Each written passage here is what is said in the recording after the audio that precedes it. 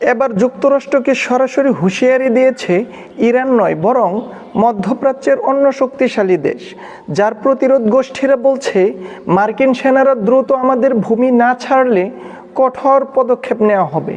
কিন্তু বিষয়টা শুধু সেনা উপস্থিতি নয়, বরং দেশটির প্রধানমন্ত্রী নির্বাচন নিয়েও শুরু হয়েছে বড় রাজনৈতিক সংঘাত। কারণ তেল সমৃদ্ধ ইরাক ভূমিতে পুতুল সরকার দিয়ে মার্কিনিরা নিয়ন্ত্রণ করতে কৌশলী।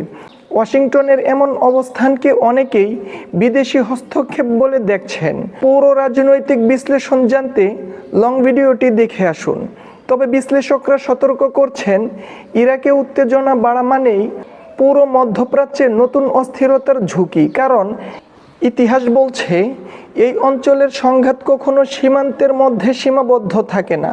তাহলে প্রশ্ন হলো, মার্কিনিরা এই দেশের ভবিষ্যৎকে কোথায় নিয়ে দাঁড় করাতে চায়?